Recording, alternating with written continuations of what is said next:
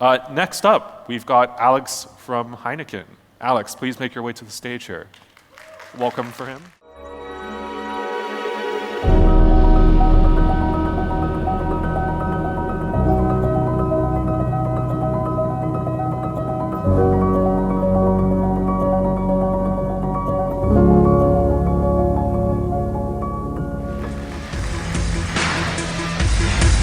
Alex, good to see you. Good to see you. Good morning, everyone.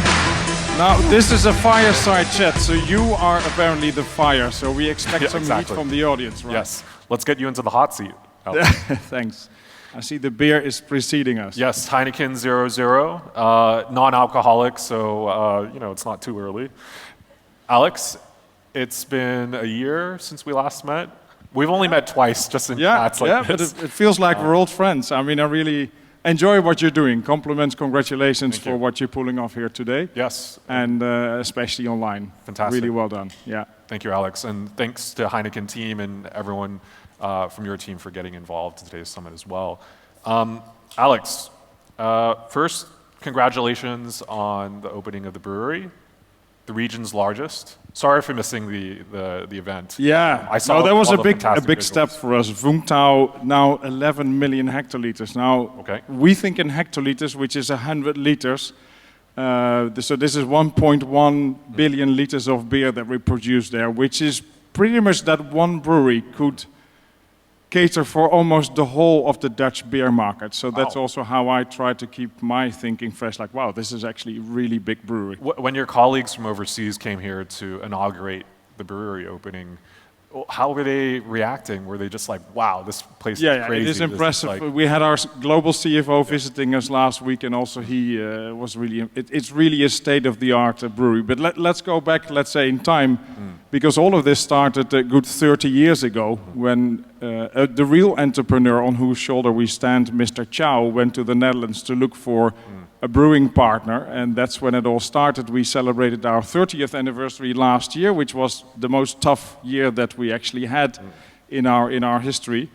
And from the humble beginnings in Hockmon with a small brewery, 20 people, we're now operating 6 breweries, 11 offices across the country, 3,500 direct employees. So and all of this thanks to the dynamic Vietnamese market. A lot of people ask me, like, wow, all of this setup, is that for export or no? This is all for Vietnam. All the capacity we're putting here, all the investments we're doing is for the Vietnamese market. There's just a very small part being exported. And we are really, really excited about the opportunities in Vietnam. It has all the ingredients for bold plans and investments. It has a stable government that embraces FDI. It has a growing economy, still a relatively low GDP per capita at $3,500. A relatively low urbanization, 40% growing maybe to 50 in the next 20 years. And if you think, for example, in the next 10 years, there will be 37 million people entering the consumption class, which is, let's say, 11. Is that in Vietnam? In Vietnam. In Vietnam. 37 million people entering the consumption class, which is $11 or more, according to the definition. So there's still a lot of headroom in Vietnam, and people really like beer. That's the good thing. So beer has a really high share in alcohol consumption. A lot of celebrations are done around the beer. What is your capacity, Hao? Well, my capacity? Well, I'll find out. I'll find out in a little bit. By the way, it's the funniest question that I seriously very regularly get when I speak, even with government officials or consumers. They say very seriously, "Hi, Alex, what is your capacity?" Yeah. By the way, guys, out in the lobby, you may have noticed there's a robot serving the Heineken 0.0. So, by the way, non-alcoholic. We're talking about alcohol, but also non-alcoholic. We'll open that right now. You can help yourself later during the lunch. By the way, guys, let me open this first. Okay, there we go. Okay, there we go. Thank you. By the way, guys, before we continue the fireside chat, we're going to play a small little video to highlight the brewery so you can visualize that real quick. Okay. Could we play that video, guys? Yeah.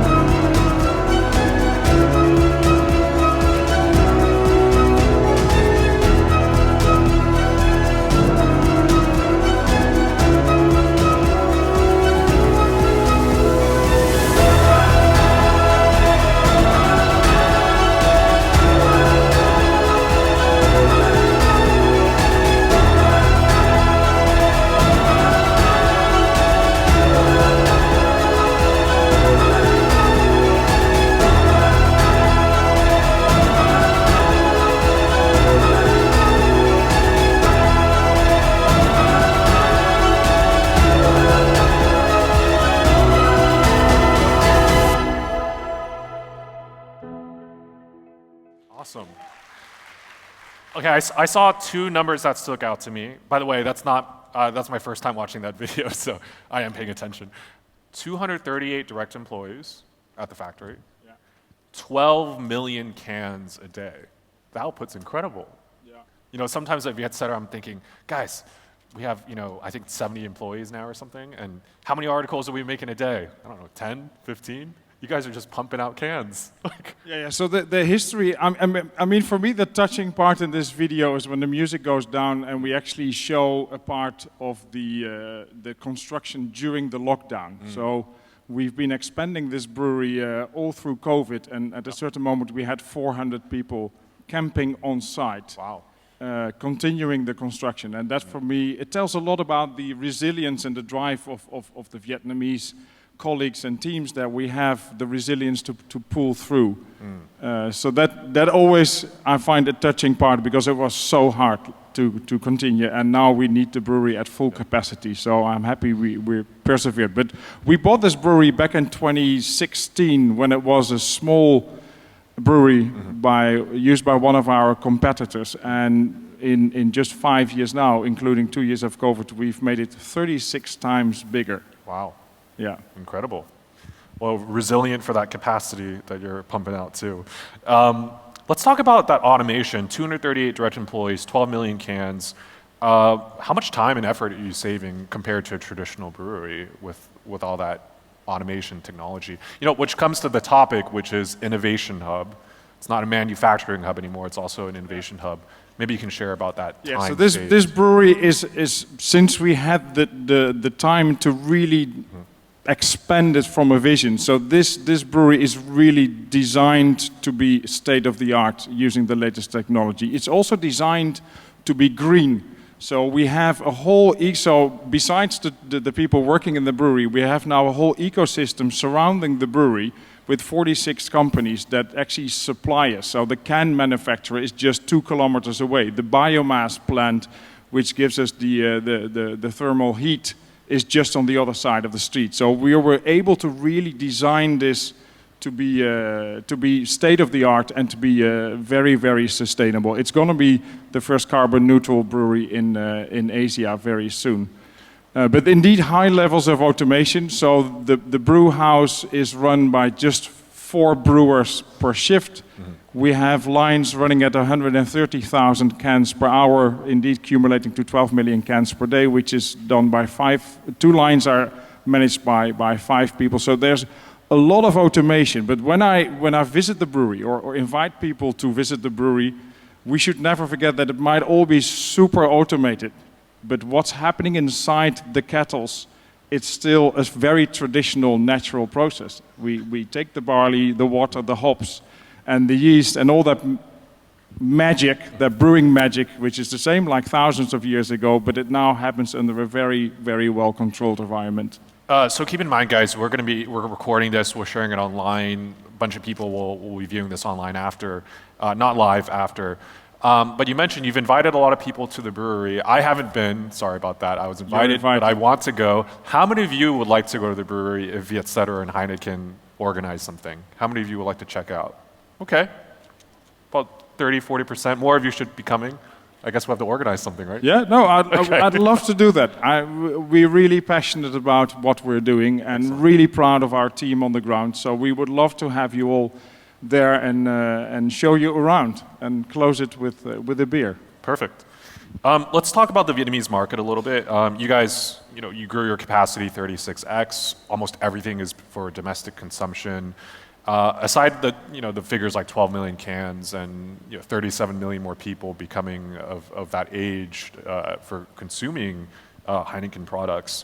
Let's tell us more about those consumer trends. What are some highlights and what's informed you for product innovation like the 0.0 product? Yeah, there's a lot of things going on, and Koch already gave a very good heads up of what's happening. So on one hand, you have, let's say, the new generation of consumers that are looking to explore, that want to have experiences, that want to go beyond a regular lager. So to that extent, we need to be innovating a lot. On the other hand, you have also, a bit given today's environment, economic environment, you have people, due to high inflation, that are seeking for a more affordable product. So we're really beefing up our innovation activities by, first of all, really being consumer-centric. They decide, that's only one boss for us at Heineken Vietnam, that's the Vietnamese consumer. They will decide what we do next, how we activate our products. So funny enough, the last 3 years we've been more innovative than the previous 30 years, driven by COVID. So to cater for the new generation, we've launched, for example, Tiger Platinum, which was co-created online with our consumers. We've launched Heineken Zero to open new occasions. I mean, it's a long shot. Selling non-alcoholic beer in Vietnam is not easy, but it's part of our sustainability program. If you're going to drive a motorized vehicle, you cannot drink, so you rather drink and cheer with the Heineken 0.0. That's a long road that we're committed to make. We've launched Edelweiss, a super premium wheat beer. Strongbow Chili Peach, exclusively for Vietnam flavor, but also Bia Viet, a local mainstream brand, proud sponsor of the SEA Games last year. So a lot of innovation going on, and trends in the world, but especially in Vietnam, they go so fast. So you need, as a team, really be externally focused, not in too much time in the office, but really be out there where it's happening, capturing trends. Alex, you lead one of the largest markets for Heineken globally. Your remit is focused only on Vietnam, if I understand correctly, too. What do your peers around the region ask you? They're like, oh, I really wish I have what Alex has. Not just the brewery, perhaps, but what other factors are getting them So it's true, we're one of the the biggest businesses now, or operations for Heineken worldwide, and certainly within the region. So there's a lot of eyes on Vietnam. What I think sets Vietnam apart, or what I find inspiring in Vietnam, besides, let's say, the stable government, the economic opportunities, it would have to do with people. So the drive, the passion, the resilience, we discussed about that you find in people, you don't find that in many other places. So there is this sense of work hard, play hard, there is this happiness. I mean, honestly, if you look at the news today, Vietnam really is a good place to be. I still read the Dutch news, and it's a lot less upbeat than here in Vietnam, and probably for the right reason, but also the people, the whole workforce, everybody's so complacent and complaining, whereas here there is this incredible passion and drive. So more and more Heineken Vietnam is becoming a hub for the region or for the world. So we have a connected brewing project. So actually you can digitally connect, you can log in on our breweries. So our operators in Vietnam can actually connect and support breweries outside Vietnam. So that's why we truly become a hub. Digital is obviously a big open door that is happening really fast.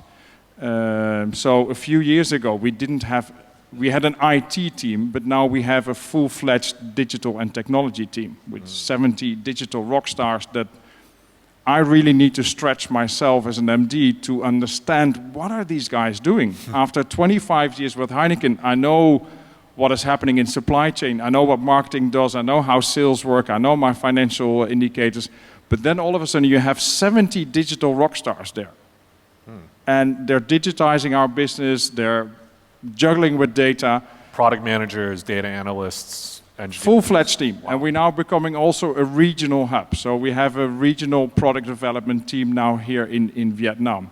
And that is growing at rapid speed. I'm afraid we'll be pushed out of our hybrid office by this increasingly big hub. But it's a real stretch for let's say, for us as a management team, or for me as an MD, to really keep up with that trend, because you need to understand what's happening. You need to understand what these guys are doing, and this all goes at record speed. So I find that super exciting, and that is again the speed in Vietnam is that's. You're not the first to share that sentiment. Bruce from McKinsey, still out there, Bruce? Yeah, there he is. You guys have the same challenge. Maybe you should talk about that after. I'm also a drummer, Bruce, so if you're looking for a drummer, at least I can help you out. Vietnam Innovators Band. I can't do anything, but I can record it for you guys. Last question, Alex, same as the others. You know, this question's my favorite because it just really gets me thinking about what the people want to hear, what the top executives in Vietnam want to understand better about. That helps inform us about what to deliver for you guys for the next Vietnam Innovator sessions to come, online and also offline. What do you want to learn more about? Technology seems to be one area, but you know, so who do I want to have here on stage? Who, what industry, anything. Yeah. So initially, when you asked a question to Bruce, I thought about the public sector. When we're in the sustainability quest, then I would like to better engage with the government, Okay. regional or national, how they're going to support companies, because we're going to take our responsibility. We're really serious about it, but we need to do in the cooperation with the government. So public sector was already mentioned. So what came to my mind is KOLs. Okay. So key opinion leaders in Vietnam, they're super important. My marketing team talks to me about that. So these people have millions of followers. I would like to have a discussion, a fireside chat, if you wish, with them. Like, what do you do with that incredible power?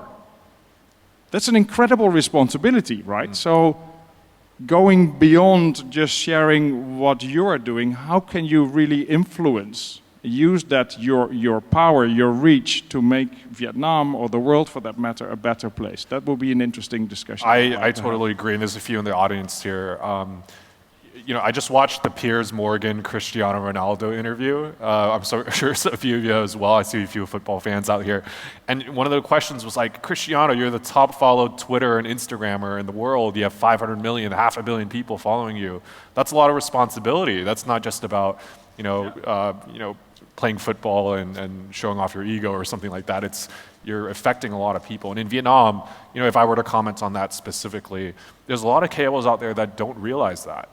They have so many followers and they just don't realize what they're sharing has that impact, both positive and negative. And how do we help, you know, not just inform executives like you, but also the creators themselves about the impact that they're making on Vietnam? It's incredibly important. I'm sure you and Khoi can talk about that after.